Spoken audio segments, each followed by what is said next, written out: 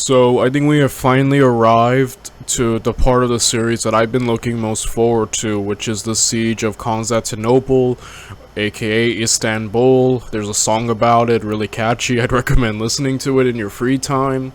And yeah, let's get to it. Apparently this Suleiman guy has taken the throne, and he really wants to etch a name for himself, and I guess killing Rome would definitely do that.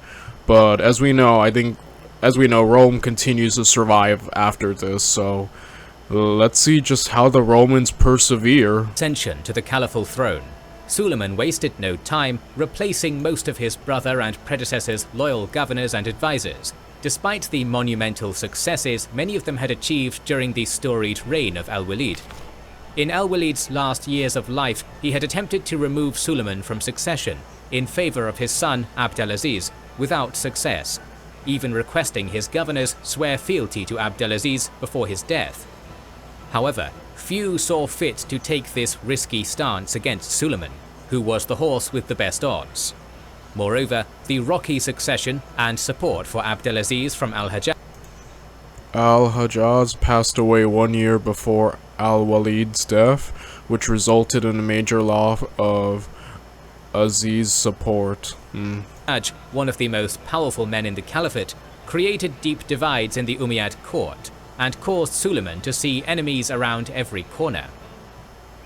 With 19 hotel brands at Result, after Musa refused to delay his entry to the capital until after Al-Walid's death, so Suleiman might claim the glory, both Musa and Tariq were stripped of their titles and disgraced.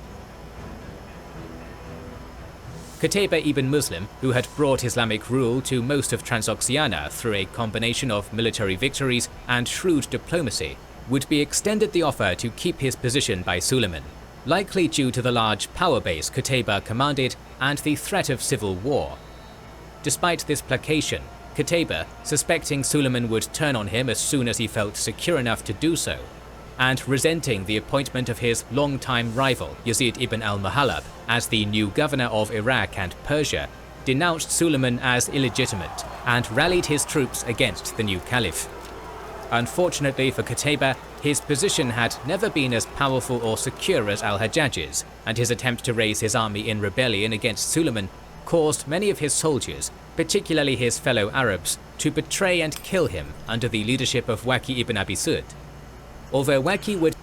Yeah, that definitely was a good... That seemed like it was about to become a huge issue. Thank goodness.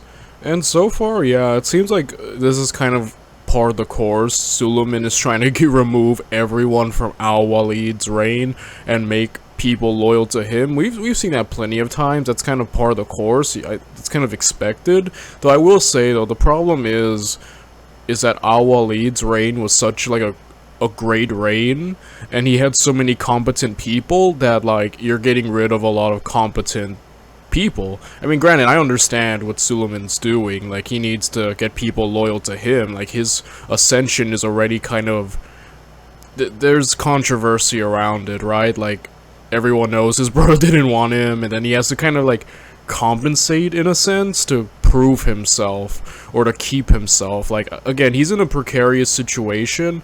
Can't blame him for taking the initiative. I'm just saying, I think the problem is that replacing all the competent people who served under Al-Walid, I'm wondering, unless he has other competent people, that might be a drain on good hands to have.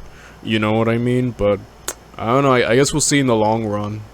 Would take over as governor of Transoxiana. The following years would see many of Qutayba's successes in the region reversed in a string of defeats and rebellions, and Arab control of Transoxiana would remain unstable for decades to follow. Meeting like that, you see? Again, like I said, I can't blame Suleiman. At the end, some of these people aren't completely loyal to him, so I understand completely why there's issues, but like I said, that's the problem of losing competent people. A similar end would be the famous conqueror of Sind, Muhammad ibn al-Qasim. Oh. As another ally of al-Hajjaj's who had opposed Suleiman's ascension, Ibn al-Qasim was removed from power by Suleiman and promptly placed under arrest by his replacement as governor of Sind, Yazid ibn Abi Kabsha. and sent to Ibn al-Muhallab's custody to be tortured and executed. Oh, dang, that's how he went? Dang, man. Again, we've seen this plenty of times on this channel, you know, transitions of power. Sometimes they're not really ever smooth. they're kind of bloody, as you need to kind of purge a little and remove certain people. Like, it's happened so much in history, but it is a shame seeing people like Qasim get murdered. But oh well, man, like, that's kind of the problem. You backed the wrong horse, right? Recently conquered Iberia would also see a similar power vacuum created with the execution of Musa ibn Nasser's two sons, the governors of Ifriqiya and Al-Andalus, leading to a period of the same self-destructive infighting. Meanwhile, Ibn al-Muhallab quickly stepped into the powerful role al-Hajjaj had long filled, and prepared for new conquests in the east. With anarchy reigning in the caliphate's distant western frontiers, Suleiman's focus was far closer to home.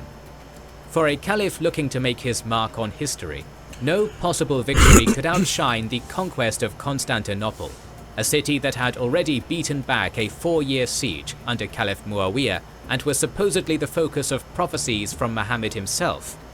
It would seem preparations for the siege had already begun before Suleiman's ascension as caliph, either under the orders of al-Walid directly or during the period in which Suleiman served as acting ruler for his dying brother. Hardly surprising, given the years of frequent coups and turmoil that had weakened the Byzantines during al-Walid's relative golden age. During al-Walid's later years, Arab raids had penetrated ever deeper and more brazenly into Anatolia, with his sons al-Abbas and Marwan ibn al-Walid and his half-brother Maslama ibn Abd al-Malik penetrating north of the Taurus Mountains in 711 and 712, conquering Misthea in the Lycaonia region and raiding as far as Amasya and modern-day Chankara along the Black Sea by 715. By contrast, the Romans in the same period saw 3 emperors deposed in coups. With Suleiman spending the year 715 consolidating his hold on the caliphate and building his strength, it would be in 716 that one of the single largest expeditions in caliphal history would be launched, with a land army under the command of Maslama, the brother of Caliph Suleiman, supported by a fleet under Umar ibn Halbrayra al-Hazari. Wielding the resources of a caliphate, which was far vaster than the greatly weakened Roman Empire, the odds seemed stacked far more firmly against the Romans. Unfortunately, the vast expedition assembled by Suleiman and Maslama shared one major weakness with Muawiyah's earlier invasion, a reliance on collaboration with Roman rebels. Muawiyah had counted on the rebel Armenian general Saborios, then in control of much of Anatolia, to supply and aid his army in the march to Constantinople, only for his untimely death to undermine years of planning, stranding the first Arab expedition in hostile territory without supplies or allies, starvation and attrition defeating them more surely than the armies defending Constantinople's walls, or the Greek fire devastating their fleets in the Bosphorus. Yeah, so far, at least in terms of the sea, mainly due to Greek fire, the Byzantines have the advantage. And again, it seems like that kind of supply issue, going deep into enemy territory without, like, supplies, yeah, that's never a good idea, having to rely so much on others. So yeah, as we know, Rome doesn't fall yet, so like this is no doubt going to backfire in some sense, or at least Constantinople won't fall, I believe. You know, the only times I can think of Constantinople falling was when the Crusaders did it. We covered the 4th Crusade on this channel already from Kings and Generals, and obviously when the Ottomans did it. So unless there's a 3rd one that I'm missing, as far as I remember, Roman Constantinople won't fall yet. Maslama, seemingly hoping to avoid the Herculean task of besieging and storming the Theodosian walls of Constantinople, planned to avoid having to take the city by force by getting directly involved in Byzantine politics, taking advantage of the civil strife and frequent palace coups that had weakened the Eastern Roman Empire by backing his own claimant to the Byzantine throne, the strategos Leo the Isaurian, whose role in the lead-up to the siege varies somewhat between Roman and Arab accounts. Alright, that's an interesting maneuver. Obviously, you know, like I said, I think relying so much on others probably isn't the best idea like the first expedition, but at the end, you know, playing on the Roman division ain't such the worst way to go, but that depends if people even like Leo. You know what I mean? Yeah, divide and conquer is essentially the strategy here, you know? Boop. In the Roman narrative, it is Suleiman ibn Mu'ad who first reaches out to negotiate with Leo, and who first raises the possibility of Leo taking the throne while besieging Amorion, offering to lift his siege and spare the city if they would accept Leo as their emperor.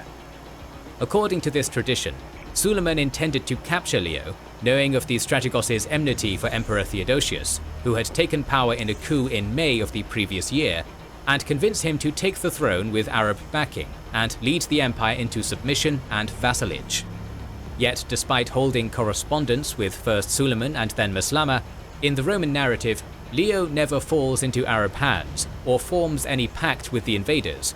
Escaping their net through trickery, he rallied the defences of the countryside behind him, foiling Suleiman ibn Mu'ad's advance force, before seizing control of the empire from the weak and unpopular Theodosius on his own, after capturing the royal household with his army at Nicomedia. In contrast, the Arab narrative has Leo reach out to Caliph Suleiman to negotiate, deceitfully assuring him that he will deliver Constantinople into Arab hands. Though either account could be somewhat falsified, the level of trust Maslama shows to Leo later in the siege would be highly surprising had their initial interactions been so short and hostile, as claimed in the account of Theophanes the Confessor, suggesting at least some arrangements had been made between the two, whether the Arab accounts are fully truthful or not. It should be noted that the dates are also slightly inconsistent between these two accounts, with the history of al-Tabari placing the siege somewhat earlier than Theophanes the Confessor. While both provide valuable insight, the latter provides more consistent dates and is far closer to being contemporary with the events enclosed, with the following dates primarily being those given by Theophanes. Either case, the winter of 716 would end this first stage of the campaign, one which saw modest Arab gains in Anatolia, the overthrow of an emperor, and a great deal of underhanded dealing, but little in the way of direct engagement of the two armies. The year had been a more active one in the east, although on this front the Arabs met with little success. Yazid ibn al-Mahalab attempted a large-scale invasion of Jurjan and Tabaristan, the seat of the Dayyubid dynasty, and the last of the independent vestiges of the Sassanid Empire, which had thus far kept its old rulers at the cost of paying tribute to the Caliph. Initially successful, he captured the town of Dihistan by siege, with a large massacre ensuing, strengthening his reputation for brutality and causing the region of Jurjan to capitulate without resistance and accept an Arab governor. Continuing west into Tabaristan, Yazid would see less success. The ruling Spabed Farrukh Khan the Great appealed to his eastern neighbors in the Dailam region for military aid, and Yeah, I see.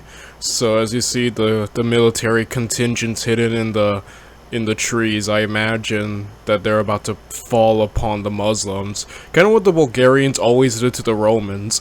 You know, this was like the move the Bulgarians always used against the Romans, so, you know. used the narrow mountain passes to hold off Yazid's much larger army. His army fell back, seemingly beaten in their first clash, only to lead the Muslims into an ambush, where they were pelted by arrows and boulders from higher ground, and forced to withdraw. Though Yazid still commanded by far the stronger army, Farrukh Khan's successful resistance spurred the nobility of Jurjan, who had surrendered previously, to take up arms, killing most of the recently installed Arab garrison during the night. With his supplies now cut off and hostile forces at his back, Yazid was forced to sue for peace, using the threat of renewed invasion to secure an increased tribute, but failing entirely in his mission of conquest despite the vast resources at his disposal. In Transoxiana, Man, that's an interesting, like, defeat there. You know, obviously Yazid had way more, as he mentioned, resources, but he failed. Again, Farrukh, Definitely, you can see why he's called the Great. Granted, we've had people called the Great who weren't great at all, like Hanno, but but I guess for Faruka, I can see he lives up. I could see why he could get that name. Waki ibn Abi Sud had failed to inspire the same respect among the locals Qutayba had, leading to turmoil and the gradual loss of caliphal control over much of the region. However, Waki's main focus seemed to be a growing rivalry with Yazid, rather than on keeping order in his province. Why is Yazid beefing with everyone? Oh man. After wintering in Cilicia, Umar would take to the sea again in 717, holding the dominant position in the Mediterranean, but still wary of facing Greek fire in the Bosphorus, while Maslama would finally reach Constantinople's walls in June. Perhaps learning from past failures, Maslama's army had brought vast stores of food to last them a long siege, with Okay, alright, that's smart, Maslama. You know, getting the supply issue down, obviously that's great to learn from your mistakes. Really, you know, previous Muslim mistakes. Though I will say, though, it's interesting just how Leo came into power. Obviously, I like that Kings and Generals always makes he presents multiple accounts, and, you know, you kind of just have to, I always think, like, you always have to go in the middle of those, you know, there's that saying, right? If you hear two different stories, sometimes you have to look in the middle to get the full truth. So yeah, either way, he still gained power. And I don't know why you would want to gain power, you know, like later on in the Byzantine era, especially when they're near their death and they're constantly usurping each other for power. I'm like, your empire's like on the verge of dying. Why do you want power? Why do you want to rule this? You know, it's one thing when Rome was like strong and at its peak, but granted, Rome is far from dead right now. But like, you know what I'm saying, right? Like, why do you want the headache of inheriting a declining empire? And like, some of these usurpers aren't the smartest guys who took control. They just wanted power, I guess, for the sake of power. They weren't like some of the Byzantine emperors who just usurped power weren't even that good at ruling, which is, I'm like, that kind of adds an extra layer. Like, why do you, I guess, just power for power's sake? But at least if you're gonna usurp the throne, be competent, right? Like, be like Napoleon. If you're just gonna take power, at least be good at ruling. You know what I mean? Granted, I don't know what Leo's made of. Like, we'll see what Leo can do, and if he's one of the good ones. So yeah, I guess we'll see. With more being ferried to them from Egypt and Syria under the protection of Umar's fleet, with transport vessels and Dromon warships travelling in a convoy system for protection. To demonstrate his forces' commitment to the siege, no matter how long it should take, Maslama had forbidden his forces to eat from the rich stockpile of provisions they had brought, instead building low walls and wooden houses for the besiegers around the city, and sowing crops in the ground to sustain them. Feeding themselves by plunder and soon by their own harvests, Maslama's massive besieging force was transformed almost into a small city of its own, and looked well prepared to weather the bitter winter approaching. Yeah, so far Maslama has been making some pretty decent moves, you know, especially getting to the supply issue, making sure his ships get there with supplies, and preparing for a long siege. Overall, he's not making any bad moves as far as I can tell. So yeah, I guess we'll see how the Byzantines react to this. But according to the Arab accounts of the siege, Leo and Maslama remained in negotiations at this point. Leo still feigned allegiance to the Umayyad prince, and claimed he was doing his best to convince his subjects to surrender. In the main version of the tale, Leo claims that Constantinople's inhabitants would surrender in exchange for the Arabs' food stores to feed their trapped and hungry citizens and demonstrate the truth of Maslama's promises of safety in exchange for submission. When Maslama agreed, they looted the Arab army's stores and crops by night before returning to their defenses in the morning. In another version, Maslama even burns his own supplies on Leo's insistence that Constantinople would surrender without a battle if convinced Maslama was preparing for a major assault. Either way, accounts seem to be that Leo's messing with Maslama. Both accounts seem like Leo's messing with him, which again he must be a bold man because he's like poking the tiger, you know. He's poking the Muslims who up to this point have just kind of dominated the Romans in every turn. So like he's definitely like provoking to some degree. I mean, either version of that story comes across that he's messing with him, and like, so I don't know how confident Leo is in those walls.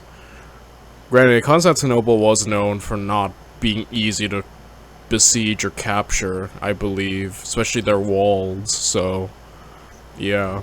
At face value, these accounts might seem unlikely, but at this point, Maslama was negotiating from a position of strength. With transport ships from Tunis and Egypt resupplying him, he risked little, and an opportunity to avoid the daunting siege might have been too tempting to pass up. Whether the tales are true, or simply a way to scapegoat one commander for a broader military failure, the Arab naval supremacy would not be long-lived. As the fleet continued to arrive and ferry soldiers for the siege, many sailing past the city as far north as modern Istanbul's Ortaköy neighborhood, the convoys would be forced to sail past the Golden Horn, which was blocked with a chain and harbored the Roman fleet, which had been waiting for their moment of opportunity. For the large and unwieldy transport ships to sail north against the currents of the Dardanelles required a south wind. On September 1st, an unlucky change of weather would see 20 of these large and logistically vital ships betrayed by the breeze and drift backwards with the current away from the safety of their escorts. The Roman fleet wasted no time, sailing out from the Golden Horn to bathe them and their crews in liquid fire, Again, the Greek fire is such a cool weapon. Like, it really is just awesome. And yeah, I was like wondering like about the naval issue, because, you know, up before this, like, the Romans had the naval superiority through Greek fire. So it seems like they were just waiting for the right time to strike. And yeah, strike they did. Harsh blow with a cold winter approaching and a hit to the morale of the Arab fleet. In the historian Al-Tabari's words, the besiegers were forced to eat everything but dirt, suffering greatly over a cold winter outside the city. On this somber note, Caliph Suleiman would breathe his last, dying in October 717. In his brief reign, none of his grand ambitions had come to fruition, as Yazid ibn al-Nahalab's invasion had been a failure, and the attack on Constantinople had been stalled. Yeah. he really wanted to make a bigger mark in history. Granted, he's remembered, obviously, but that comes by virtue of being a caliph, right? And, you know, being here, but yeah, his grand ambitions did not come to pass. You know. At least while he lived, you know. The legacy Suleiman had killed so many for, and worked so desperately to build, would largely be one of setbacks and failures, overshadowed by the triumphs of his predecessor. Suleiman had initially intended to be succeeded by his son, Ayub, but Ayub had died earlier in the year of a plague that was possibly Suleiman's cause of death as well.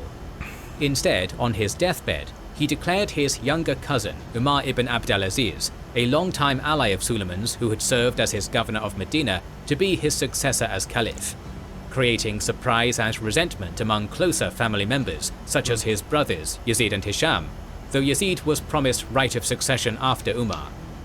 It was no coincidence that the newly crowned Umar II shared a name with the legendary second caliph, Umar ibn al-Khattab. Through his mother's side, he was the second caliph's great-grandson, a prestigious connection he emphasized greatly. Legitimacy. With the arrival of spring, the pressure began to mount on the Arab army besieging Constantinople. The loss of the supply ships the previous autumn had reaffirmed the superiority of Roman ships in combat. However, Leo's fleet lacked the numbers to actively patrol outside the Dardanelles, or safely scout the movements of the Arab ships. With the arrival of spring, sizable fleets from Egypt and Tunis came bringing supplies across the Mediterranean to the besiegers. Keeping their distance from Constantinople, They landed secretly in various places, from Chalcedon to the mouth of the Gulf of Nicomedia, on the Asian side of modern Istanbul. However, the crews of these fleets were mostly Coptic Christians of Egyptian descent, thousands of whom had been relocated to work the shipyards of Tunis after the conquest of North Africa by Hassan ibn al-Numan. Upon the fleet's arrival on Roman soil, organized mutinies among the Egyptian crews broke out among the Arab fleet, with the crews taking control of some ships, while many others escaped, fleeing to sanctuary among their fellow Christians in Constantinople.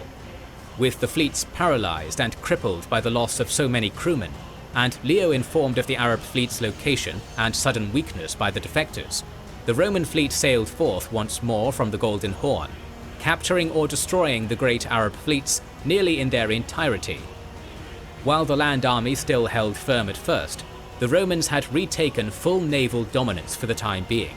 They cut the besiegers off from supplies or effective reinforcement, with the army divided by the now uncrossable Dardanelles. Crap. He really just said, I'm not trapped here with you, you're trapped here with me. Leo's really got that going on. I'm telling you, Greek Fire might just be the MVP of this series so far. Like, I officially, we've given the MVP award to people, but now I'm gonna give the MVP award to Greek Fire. The first time in this channel's history of giving the MVP award to a weapon rather than a person.